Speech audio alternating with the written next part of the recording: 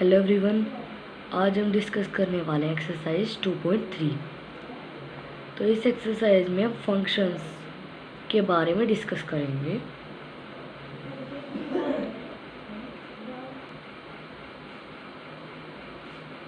Functions, ये exercise बहुत ही important exercise है। इसी एक्सरसाइज में से ज़्यादातर क्वेश्चन पेपर में आते हैं।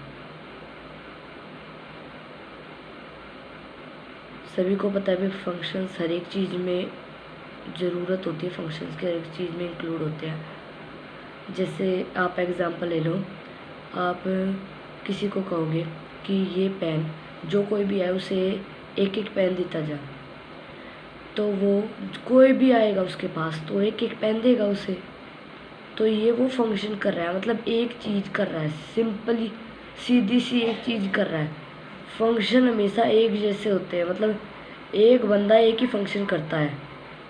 हाँ, पर दो बंदे एक फंक्शन कर सकते हैं, उनका फंक्शन एक हो सकता है दो बंदों का, पर एक बंदा दो फंक्शन नहीं कर सकता, वो बस एक ही फंक्शन कर सकता है।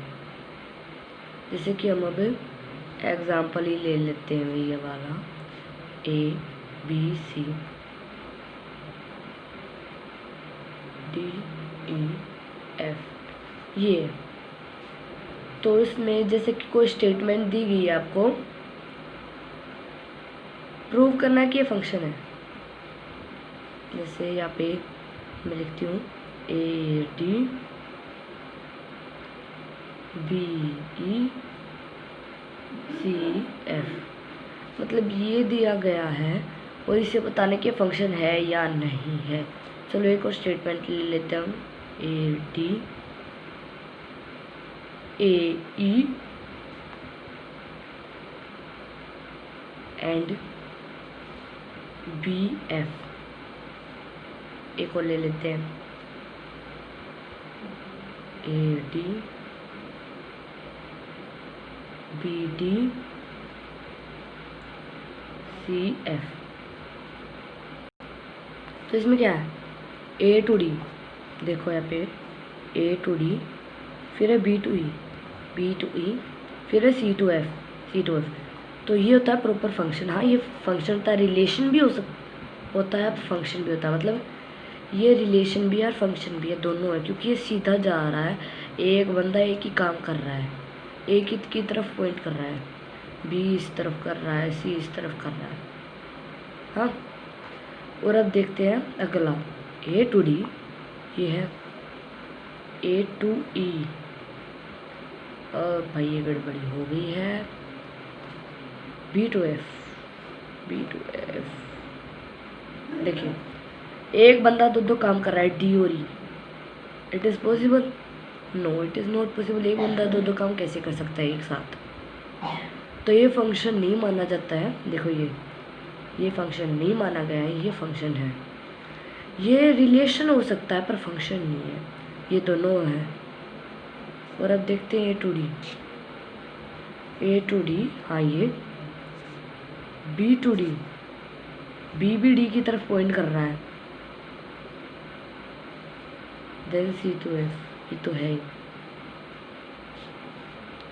तो इसमें देखो अलग अलग बंदे एक फंक्शन करें, ये हो सकता है, मतलब ये फंक्शन है।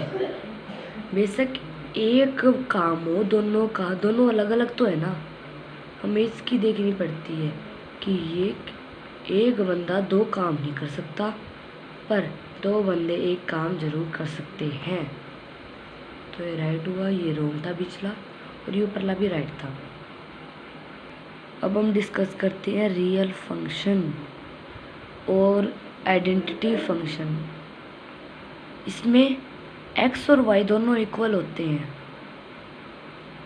देखो डोमेन रियल नंबर होता है, रेंज भी रियल नंबर ही होता है, और इसका जो ग्राफ बनता है उसमें ये सीधा स्ट्रेट लाइन में जाता है। जैसे मान लीजिए x1 है, y है, तो y भी 1 होगा, x2 है, y भी 2 होगा, x0 है, y भी 0 होगा, x -1 है, y भी -1 होगा, x -2 है तो y भी -2 ही होगा। तो देखते हैं 1 2 3 4 1 2 3 0 -1 -2 -3 -4 -1 -2 -3 -4। तो देखिए ये सारे के सारे एक स्ट्रेट लाइन पे ही लाई करेंगे। देखो 1, ये 1 बिल्कुल सेम, मतलब इस लाइन के अभी तो मैंने रफली बनाया इसलिए थोड़ा ऐसा लग रहा है, वरना इसमें सिर्फ सीधी लाइन होती है, टेढ़ी नहीं जाती लाइन कभी भी। इसके जो ग्राफ बनते हैं, इस आइडेंटिटी फंक्शन के जो ग्राफ बनते हैं उसमें लाइन ग्राफ में सीधी जाती, सिंपली सीधी जाती है। अंडरस्टूड। अगला है इसमें real valued functions which are known as constant functions. मतलब इसमें x की वैल्यू कुछ भी हो सकती है पर y हमेशा कांस्टेंट रहेगा, y की वैल्यू हमेशा 1 रहेगी। इसलिए इसका डोमेन क्या होता है, रियल नंबर्स। मतलब x की वैल्यू कुछ भी, डोमेन कुछ भी हो सकता है, रेंज हमेशा कांस्टेंट रहेगी। और इसका ग्राफ सीधा पैरेलल टू x एक्सिस, ये इसका ग्राफ हमेशा x एक्सिस से पैरेलल रहता है। चलो मैं एग्जांपल ले लेते हैं, x और y हमेशा 1 ही रहेगा इसमें। जैसे मान लो 1 ही है y, 1 1 1, और इसमें x कुछ भी हो, जैसे -1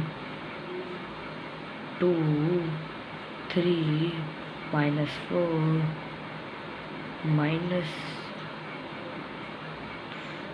-3 कुछ भी ले सकते हो। मतलब आप x की वैल्यू वेरी कर सकती है पर y हमेशा कांस्टेंट रहेगा। और इसमें ये मार्क होगा, मतलब पैरेलल लाइन रहेगी, x एक्सिस से पैरेलल होगी ये जो लाइन बनेगी इसकी। Okay, understood. अगला है रैशनल फंक्शंस। ये हमेशा फ्रैक्शन फॉर्म में होगा, f(x)/gx। और यहाँ पे f(x) and g(x) are polynomial functions. मतलब ये पोलिनोमियल फंक्शंस होंगे वेयर g(x) मतलब डिनोमिनेटर कभी भी 0 नहीं होगा वहाँ पे। और जो f(x) निकलेगा y की वैल्यू हमेशा 1/x होगी। ये मेन है, हमेशा y की वैल्यू 1/x ही होगी। डोमेन एंड रेंज, और इस फंक्शन के डोमेन है और रेंज है, जो domain and range depend on f(x), मतलब f(x) के ऊपर डिपेंड करेंगे वे डोमेन और रेंज। ओके, और इसका ग्राफ बिल्कुल ऐसी शेप में होगा, ऐसी शेप में इसका ग्राफ होगा। अंडरस्टूड। इसका ग्राफ ऐसे ही बनेगा। और जैसे एक्स वाई लेके दिखा देती हूँ मैं, एक्स वाई, वाई हमेशा 1/x, x1 है तो y1, x2 है तो y 1/2, x -1 है तो y -1, x -2 है तो y -1/2। अंडरस्टूड। ऐसे इसका फंक्शन होगा, मतलब reciprocal of x is y। Okay, understood this one. अगला हम आते हैं मॉड्यूलस फंक्शन। हाँ, ये इम्पोर्टेंट है। इसमें जो y की वैल्यू होगी वो हमेशा पॉजिटिव आएगी। x की वैल्यू चाहे नेगेटिव में भी हो पर y की वैल्यू हमेशा पॉजिटिव में ही आएगी। डोमेन रियल नंबर होगा पर रेंज हमेशा पॉजिटिव रियल नंबर होगी। डोमेन में नेगेटिव रियल नंबर्स आ सकते हैं लेकिन रेंज में हमेशा पॉजिटिव रियल नंबर्स ही आएंगे। इसका ग्राफ देख लीजिए, बिल्कुल ऐसे ही बनेगा इसका ग्राफ। चलो हम y और x के एग्जांपल से ले लेते हैं। x y, if x will be 1, y will be 1, x will be -1, y will be still 1, x will be 2, then y will be 2, x will be -2, y will be still 2 means y हमेशा positive में आएगा, चाहे x minus में आए या plus में आए, किसी में पर y हमेशा पॉजिटिव ही होगा इसमें मॉड्यूलस फंक्शन में। ओके, अब हम आते हैं सिग्निफिकेंट फंक्शंस पे। इसमें f(x) is equal to 1 if x is, मतलब x की वैल्यू चाहे कुछ भी हो लेकिन y की वैल्यू इन तीनों में से ही आएगी। अंडरस्टूड? x की वैल्यू अगर x से ग्रेटर है, x से ग्रेटर है मतलब x ग्रेटर है 0 से, 1 हो 2 हो 3 हो 4 हो तो 1 ही लिखा जाएगा, y की वैल्यू 1 ही मानी जाएगी। और x अगर 0 है तो y की वैल्यू भी 0 ही होगी। और अगर x 0 से छोटा है, जैसे -3 -2 -5 या माइनस कुछ भी है, तो y की वैल्यू -1 ही मानी जाएगी। तो इसमें डोमेन रियल नंबर कोई भी हो सकता है, प्लस में हो माइनस में हो, लेकिन रेंज y की वैल्यू -1 0 या 1 में से ही मानी जाएगी। और इसका ग्राफ है, देखिए इसका ग्राफ ऐसे बनेगा, ये इसका ग्राफ बना हुआ है, यहाँ पे 1 की वैल्यू है, 0 की यहाँ पे ही है, ये -1 की वैल्यू है, हाँ y यहाँ पे -1 है, y यहाँ पे 1 है और y यहाँ पे 0। तो x की वैल्यू कुछ भी हो लेकिन y हमेशा, y की वैल्यूज बस ये 3 ही रहेंगी, 1 0 एंड -1। Okay, understood? अब जब देखते हैं algebra of functions. See now here function f(x), मतलब ये f फंक्शन है जो x के साथ रियल नंबर से रिलेशन रखता है, और ये भी g भी वही है, where x is the subset of r, मतलब रियल नंबर्स ही है x सबसेट है और रियल नंबर्स का। तो अब देखिए अलजेब्रा ऑफ फंक्शन, मतलब हमने अलजेब्रा तो पढ़ा ही है, तो फंक्शन में भी, इसमें भी हमें अलजेब्रा प्लस कर सकते हैं, माइनस कर सकते हैं, मल्टीप्लाई कर सकते हैं, डिवाइड कर सकते हैं सेट्स को भी। तो अब ये दिए गए कुछ फॉर्मूलेज आप ही नहीं याद कर लीजिएगा, ये आपके लिए बहुत ही हेल्पफुल होंगे फॉर्मूलेज।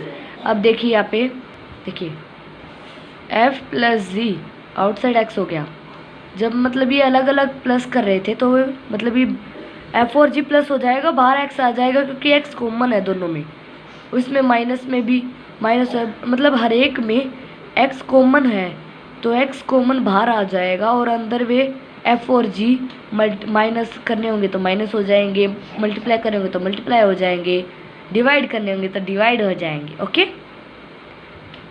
अंडरस्टूड? और gx, यहाँ पे gx is not equal to 0। Okay, understood? अभी क्वेश्चन ले लेते हैं हम, ये क्वेश्चन बहुत ही इंपॉर्टेंट है। फाइंड रेंज ऑफ फंक्शन, इस फंक्शन की रेंज फाइंड करनी है। इसमें देखिए x belongs to real number, यहाँ पे जो x है रियल नंबर को बिलोंग करता है। अब देखते हैं हम इसे कैसे सोल्व करेंगे, इसकी रेंज कैसे निकालेंगे। अब देखिए यहाँ पे दिया है x इज ग्रेटर देन 0। अब हमें यहाँ पे 3 लाना है ना, तो हम दोनों तरफ से 3 से मल्टीप्लाई कर देंगे, 3x ग्रेटर देन 0। अब यहाँ पे हमें माइनस साइन लेके आना है इसके आगे, तो दोनों तरफ से माइनस कर देंगे, -1 से मल्टीप्लाई कर देंगे दोनों तरफ से, -3x एंड 0 का 0 ही रहेगा। अब यहाँ पे देखिए एक ये रूल है, मैंने शायद आपको एक्सप्लेन नहीं किया है, ये मैंने आपको एक्सप्लेन नहीं किया है शायद। अब ये देखिए, तो इसमें मैं देखिए रूल है एक कि अगर दोनों तरफ से कोई इनइक्वालिटी का साइन है बीच में, तो दोनों तरफ से अगर माइनस के साइन से मल्टीप्लाई हो रहा है कोई भी नंबर, तो उसके जो इनइक्वालिटी का साइन है वो चेंज हो जाएगा, अपोजिट हो जाएगा, तो हो गया अपोजिट। अंडरस्टूड? अब यहाँ पे 2 भी लाना हमें, तो हम दोनों तरफ 2 ऐड कर देंगे, 2 - 3x, 0 + 2 कितना होता है, 2 ही होता है ना, 3x 2। अब इसका क्या मतलब हुआ, मतलब ये 2 से छोटी है ना, मतलब x की वैल्यू भी 2 से छोटी हुई ना, है ना। तो इसकी रेंज क्या होगी, 2 से छोटी। 2 इंक्लूड नहीं होगा इसमें, तो मैंने आपको ओपन ब्रैकेट और क्लोज ब्रैकेट के बारे में बताया था ना, तो यहाँ पे 2 लिखा जाएगा, मतलब 2 से छोटी होगी, x की जितनी भी वैल्यू होगी ना सारी 2 से छोटी होगी, तो यहाँ पे ओपन ब्रैकेट आएगा। और माइनस इन्फिनिटी, मतलब उससे छोटी हमें ये नहीं पता कि कितने तक होंगी, -1 भी आ सकता है, -5 भी आ सकता है, -2 भी आ सकता है, उससे नीचे बहुत नीचे तक जा सकता है, तो इसलिए माइनस इन्फिनिटी। और ये हो जाएगा हमारा रेंज। पर एक और बात, एक और रूल है यहाँ पे कि कभी भी माइनस इन्फिनिटी हो या फिर इन्फिनिटी हो, उसके इस साइड ऑलवेज ओपन ब्रैकेट आएगा, क्लोज ब्रैकेट नहीं आएगा, ओपन ब्रैकेट आएगा। तो यहाँ पे चेंज हो जाएगा, यहाँ पे ये आएगा, अंडरस्टूड। दोनों तरफ से क्लोज ब्रैकेट आएगा, नहीं आएगा, मतलब क्लोज ब्रैकेट यहाँ पे नहीं आएगा, यहाँ पे ओपन ब्रैकेट आएगा। दोनों तरफ से कर्व आएगा, मतलब ओपन ब्रैकेट। इसका मतलब है कि 2 इंक्लूड नहीं होगा इसमें, और माइनस इन्फिनिटी या इन्फिनिटी के साथ हमेशा ओपन ब्रैकेट आता है। ये आप याद रखिएगा कि हमेशा ओपन ब्रैकेट आता है माइनस इन्फिनिटी या इन्फिनिटी के साथ, अंडरस्टूड। बस यही था इस एक्सरसाइज में। वैसे शायद वीडियो ज़्यादा बड़ी हो जाएगी, और आई होप ये एक्सरसाइज आपको समझ में आ जाएगी। मैंने बहुत ही ईजीली एक्सप्लेन कर दिया आप सभी को। ये एक्सरसाइज बहुत ही इम्पोर्टेंट है इस चैप्टर की, चैप्टर 2 की एक्सरसाइज 2.3 बहुत ही इम्पोर्टेंट एक्सरसाइज है, और इससे बहुत से क्वेश्चंस पेपर में ज़रूर आते हैं। तो इस वीडियो को ध्यान से देखिएगा, और थैंक यू फॉर वॉचिंग। अगर आपको कोई भी क्वेश्चन नहीं आएगा तो ज़रूर मुझे कमेंट सेक्शन में बता दीजिएगा। Thank you.